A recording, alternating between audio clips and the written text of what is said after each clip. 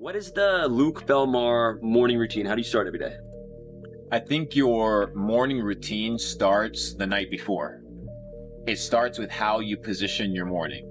And most people arrive to the morning thinking, oh, well, I woke up, tired or lethargic or I have brain fog. That's not normal. For you to wake up, first you have to kind of observe the scenario that you're in before you try to apply any remedy. So you begin to evaluate all these symptoms. I wake up, I sleep 8, 10, 12 hours and I wake up tired. So you begin to evaluate, what is my sleep cycle? Okay, well, what affects it? The things that I did the day before. So I start with, what do I do before I go to sleep? How do I prepare myself for what we call the night cycle, the moon cycle? And what we do is we have a period where we stop eating. I tell people 7 to 8 p.m., no more carbs. Why? Because they're hard to digest. They are not the lightest food. You can probably corroborate with that.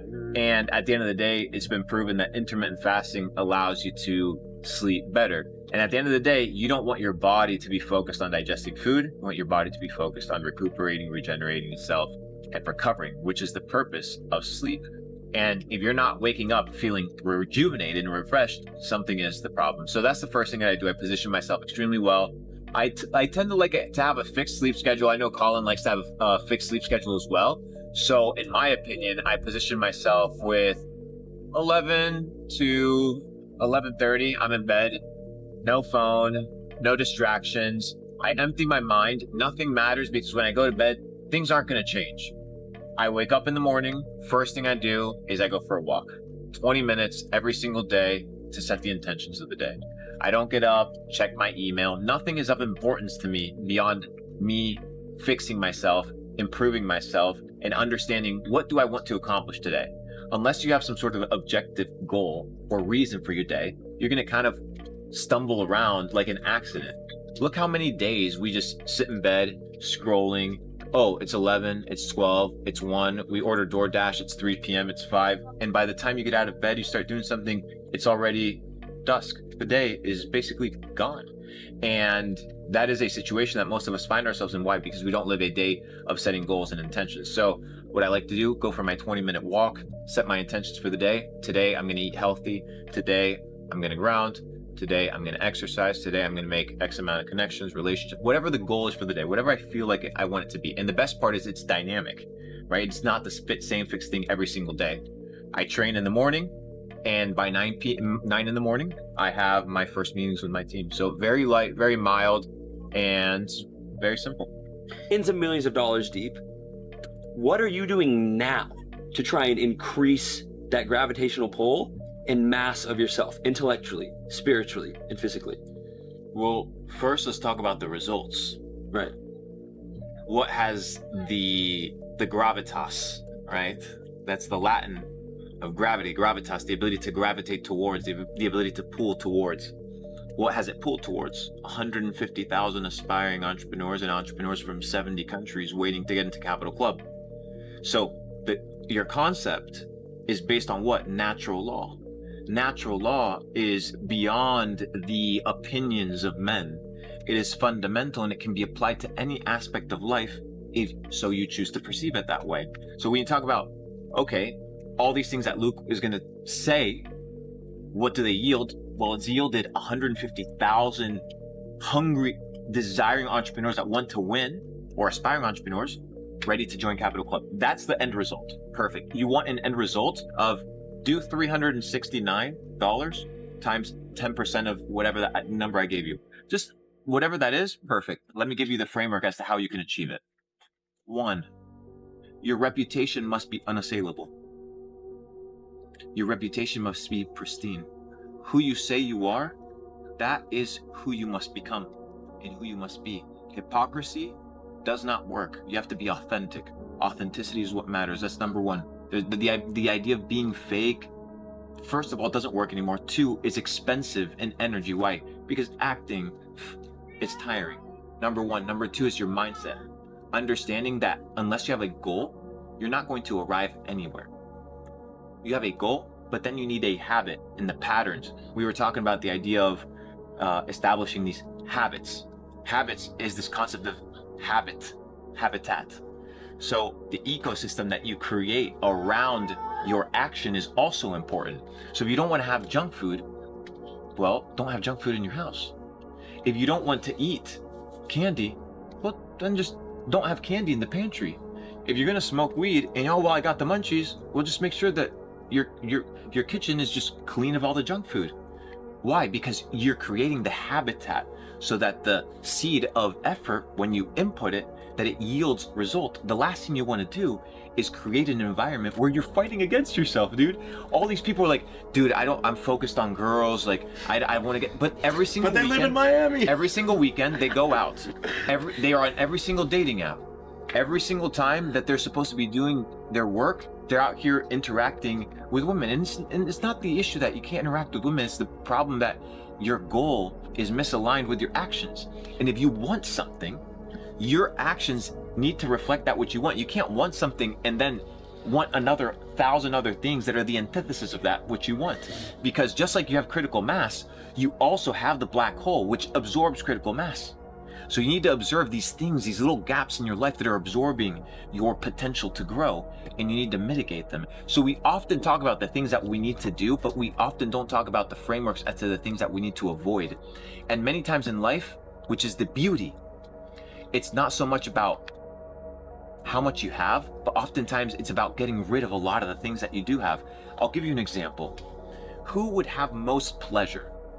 Let's say an emperor who's enjoying the finest meat in the world, or a slave who hasn't eaten for 3 days and gets invited for a bowl of soup after, being extremely hungry. Who experiences true pleasure and joy of that experience? Who's truly wealthy in that situation? And that's the paradox in the antithesis of life. It's about the framework and the positioning of where you are. So it's not so much about what do I need to add to my life to get better? No. What do I need to get rid of? What's the baggage that's holding me back? Get rid of those things. Fast from what you put through your eyes. Fast from what you listen. Fast from what you consume. In every aspect of your life. Clean, purge from these things.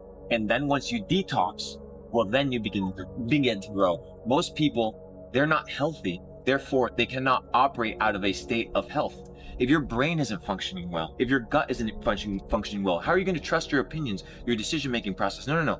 First, you need to heal yourself. You need to enter a state of normality, because most of you guys are sick. Most people are sick.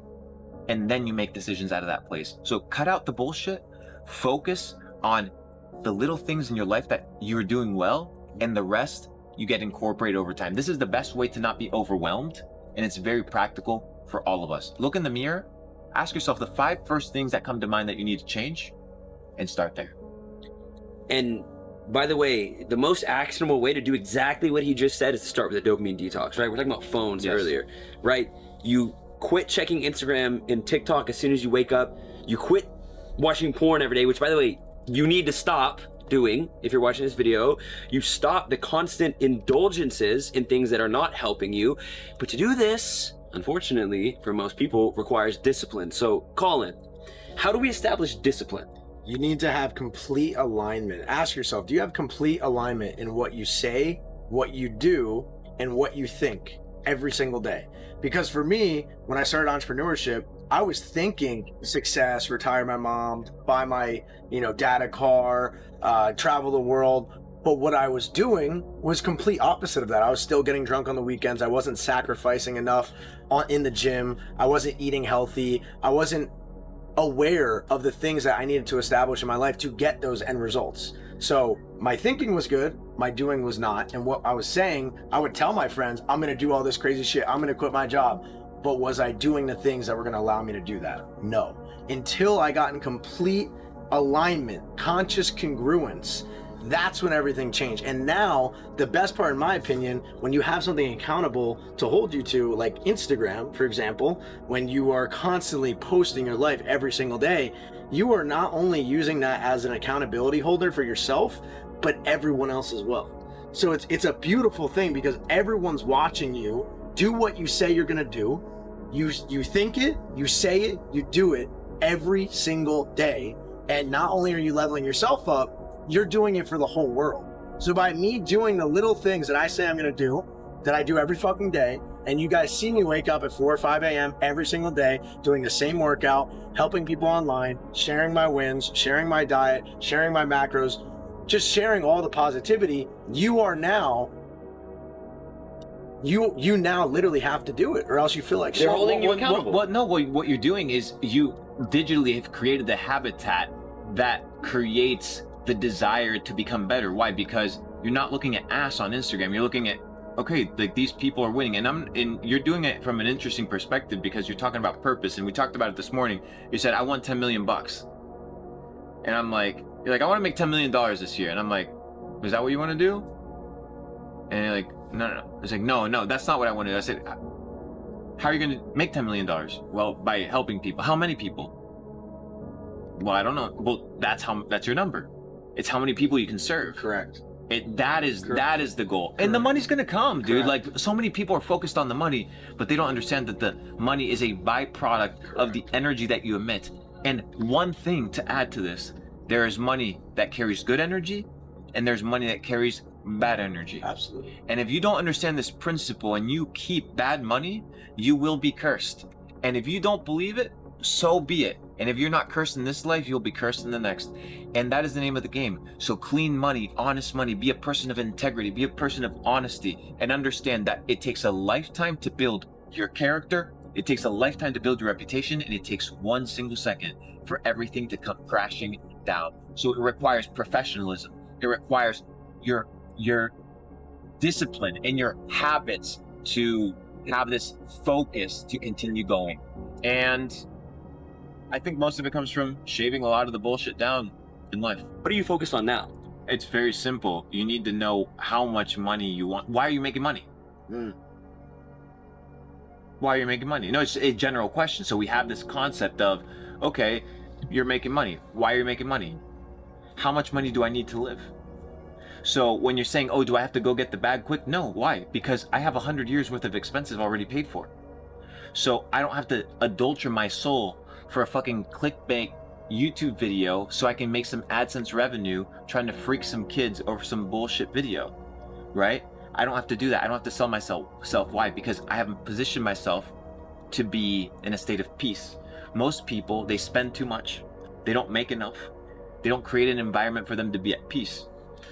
So the reason I mention this is because when we talk about how you build long-term, well, you position yourself to build long-term. You need to understand that you need to plow the land, and then you plant the seed, and then you need to let it grow. You can't fucking force it. You can't fucking force it. It takes time. But what you need to do, make enough money so that you can focus on feeding the seed, watering the seed full time. Most people on their weekends, what do? Bullshit. Most people when they get home, what do? Bullshit. Instead of watering their seed, being able to grow their garden, they're poisoning it.